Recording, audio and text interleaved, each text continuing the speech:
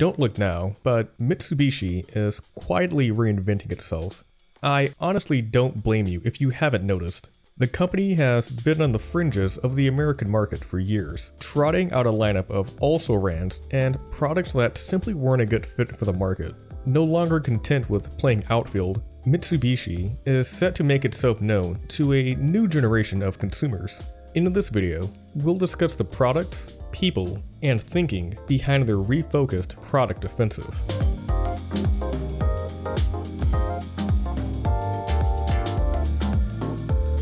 Mitsubishi has never been a major player in the US.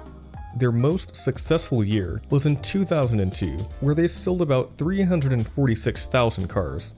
They fell far short of this mark in the following years, and the Great Recession worsened things even further.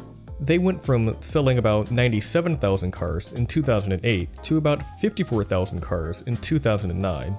They've been trying to claw themselves out of this hole ever since. To make things even worse, they admitted to cheating at fuel economy tests in April of 2016. This sent their stock price and reputation off a cliff.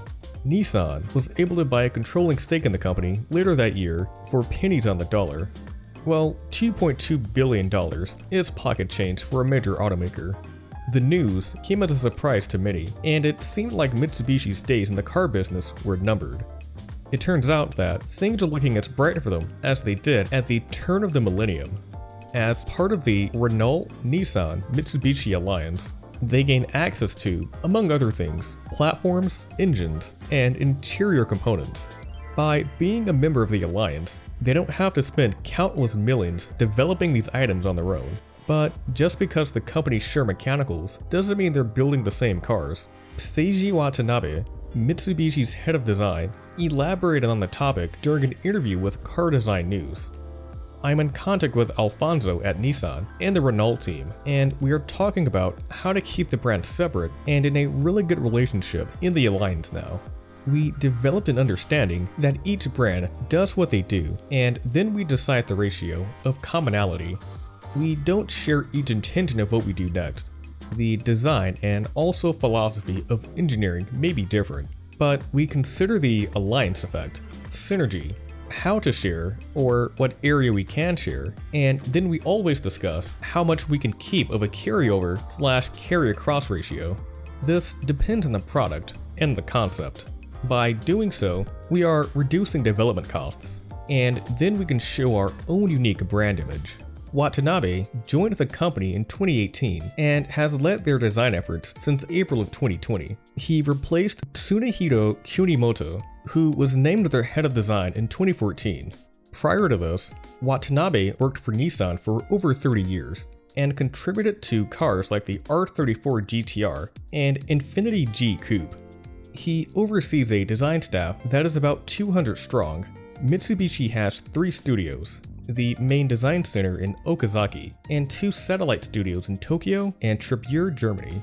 Mitsubishi also had a design center in Cypress, California that was established in 1984, but it was closed down in 2009 as a casualty of the Great Recession.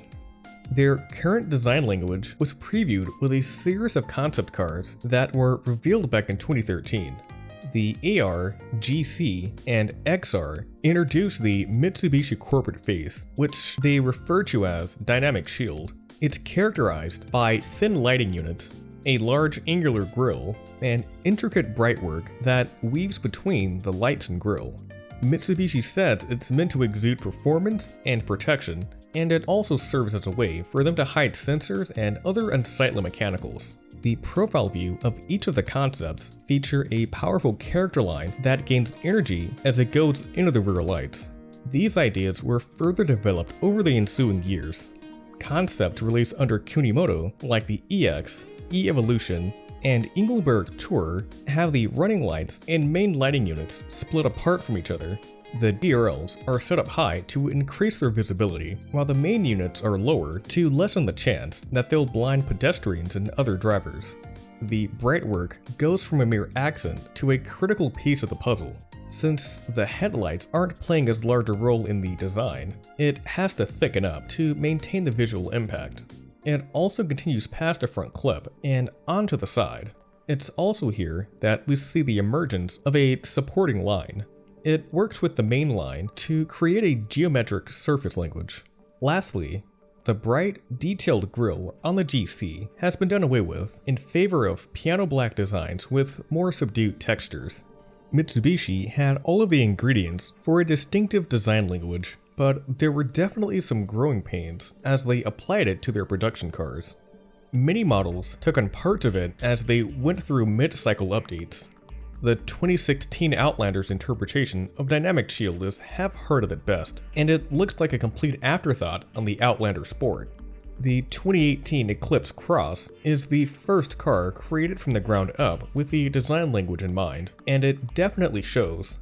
It borrows heavily from the 2013 XR concept. The relationship between the headlights and brightwork is much more intentional. Neither element has to stop what it's doing to accommodate the other. The downward motion of the belt line and character line gives the profile a jolt of energy. Overall, it's a pretty decent effort. Shame about the name though. The 2022 Outlander is the most recent and, in my opinion, most successful example of their new design philosophies. Although it shares a platform with the Nissan Rogue, it does more than enough to carve out its own identity. The design concept was Bold Stride, which, according to the press release, represents a bold, adventurous attitude and confidence to move forward. The strong, horizontal-themed proportion from front to rear, the contrast of bold and powerful surface and character lines with sharp edges, as well as the large diameter 20-inch wheels and overhanging fenders that emphasize the wide body, express a bold aura and a sense of presence and stability. This might sound like a whole lot of nothing, but the car really does stress horizontality. They also worked under the concept of Aifu Dodo, which means majestic and authentic in Japanese. The Outlander carries over the rugged, planted aesthetic of the 2019 Engelberg concept and has the latest iteration of dynamic shield. It uses a lighting setup similar to that of their most recent show cars. The thin lights above are the running lights and turn signals, while the large ones below are where the low and high beams are housed. All of these elements combine to create a front end with a lot of visual impact. I think Mitsubishi was more concerned with establishing their corporate face than anything. When you've been off the radar for as long as they have, it's important to create a powerful first impression to let consumers know who you are and what you stand for. After you spend a few years entrenching yourself in the market, you can refine it to make it a bit more palatable. The profile finds a way to feel muscular without needing very much plastic cladding. Let's start with the cabin. It has a rigid, trapezoidal shape that helps it feel more stable. The floating roof is integral to this effect. The blacked out A-pillars are de-emphasized, so while the transition from the rails to the roof might be smoother in actuality, the top appears to be one flat piece because the body-colored portion comes in so sharply. It's the same story at the D-pillar. The body color never actually comes down, which visually lengthens the roof. The mismatched paint on the spoiler sorta spoils the effect, but it's still neat regardless. Creases shadowing the wheel arches highlight the 20-inch wheels even more. The main character line intersects both door handles and ducts under the taillight. It loses intensity as it comes around to the back before fading away. The supporting line below provides some continuity with the rear bumper. The lines on the side work together to recreate the geometric theme from the concepts. This motif continues around back, where a hexagonal element continues through the taillights. For comparison's sake, the Nissan Rogue has a more typical crossover layout. The hood looks smaller, the roof wavers a bit, and the belt line appears to be a bit lower. The interior continues the orthogonal theme from the exterior. It's dominated by a long air vent element that spans the entirety of the dash. Some interior finishes, like this orange and black combo, have a leather feature that trails it. The climate controls, as well as the stitching on the dash, keep the momentum going. Conversely, the center console, as well as many of the components here, move in a vertical direction. This area makes use of a knurled metal texture. Having it in such a high traffic area will inspire the driver with a bit more confidence behind the wheel.